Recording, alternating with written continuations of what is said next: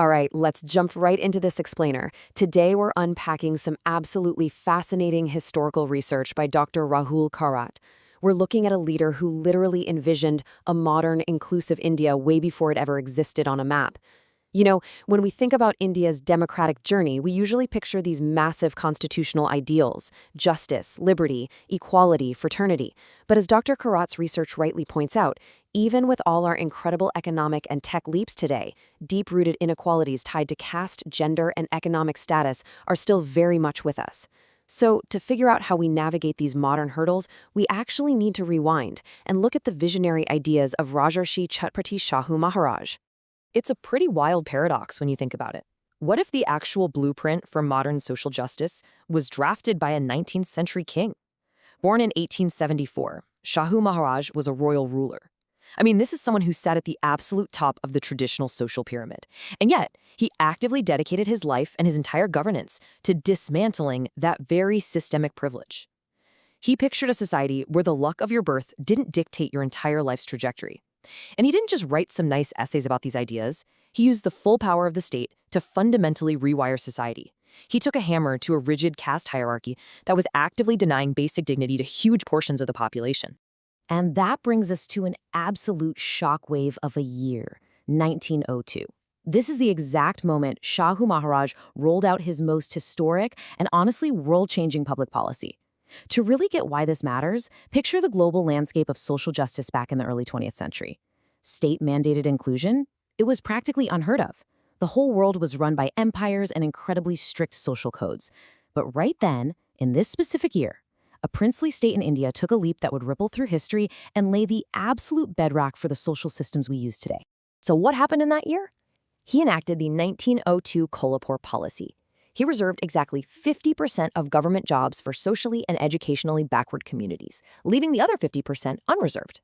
We are literally looking at one of the world's absolute earliest affirmative action policies. He made this happen in the princely state of Kolhapur nearly 5 decades, 50 years, before the Indian Constitution was even drafted. It's just a stunning example of state-sponsored affirmative action at a time when most well-meaning reformers were just doing private charity work. You know, there's this deeply flawed idea out there that simply treating unequal people equally just magically solves the problem. But Shahu Maharaj operated on a totally different wavelength.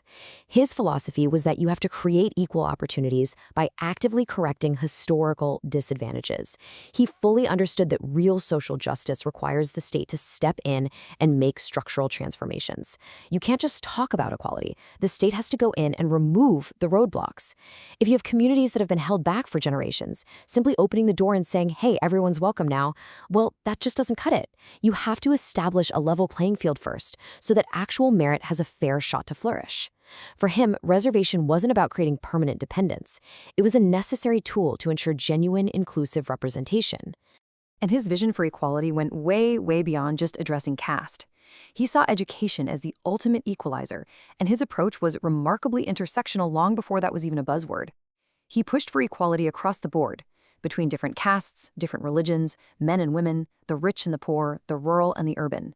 He firmly believed that social equality wasn't just some noble, feel-good idea.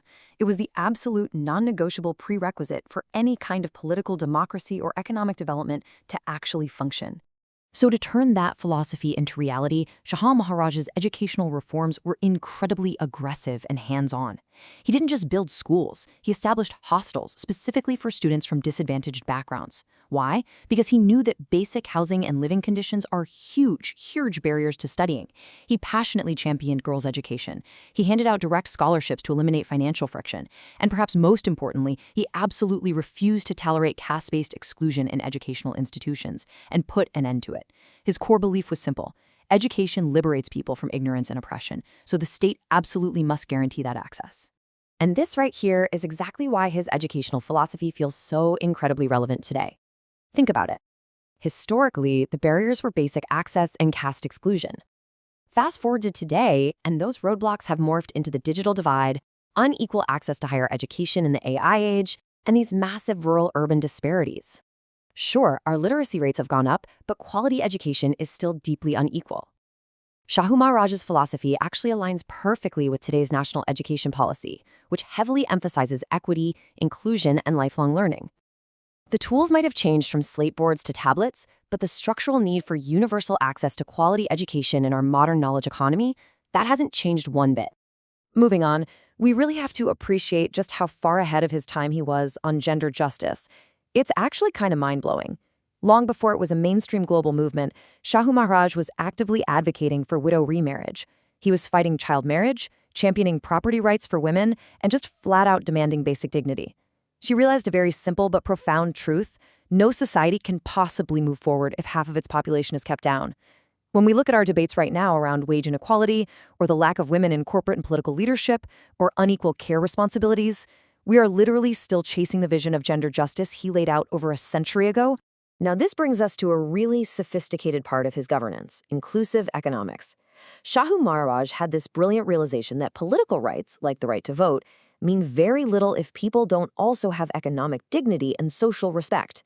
He knew for a fact that economic growth without social inclusion doesn't lift everyone up, it just widens the gap.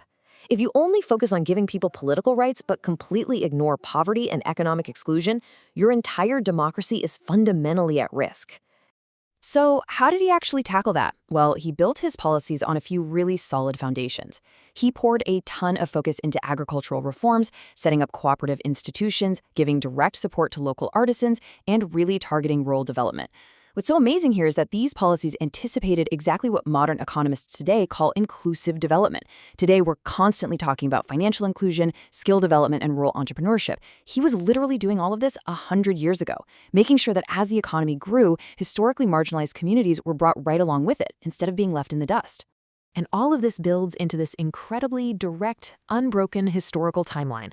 Starting back in 1902 with that first affirmative action policy in Kolhapur, you can trace a straight line to 1950, directly to the constitutional philosophy articulated by Dr. B.R. Ambedkar. Because Dr. Ambedkar similarly warned us that having political equality without social and economic equality would eventually just blow up the whole structure of our political democracy.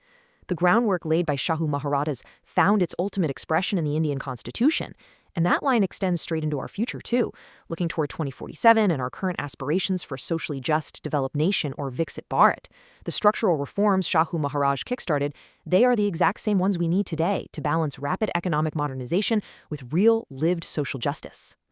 So as we wrap up this explainer on Dr. Karat's research, we are left with an incredibly powerful summary of his legacy. The quote reads, "The greatest tribute is realizing his dream of an India where equality is lived, justice is accessible, and opportunity belongs to everyone." His policies on reservation, universal education, and gender empowerment, they aren't just fascinating relics from a history book. They are a living, breathing blueprint. As this research makes crystal clear, the true measure of a nation's progress isn't just about GDP growth or the latest tech innovation. It's about our ability to ensure that absolutely every citizen has an equal opportunity to live with dignity. I want to leave you with one final provocative thought to chew on. How are we going to apply Shahu Maharaj's vision to conquer today's digital and economic divides? We've seen the historical blueprint, right? We know that creating true equal opportunity requires active, structural correction of disadvantages, not just passive charity. The challenge for all of us now is figuring out how to take these crucial lessons from 1902 and use them to dismantle the systemic inequalities of the 21st century. Thanks so much for joining me for this explainer. Keep asking questions, keep learning, and I'll catch you in the next one.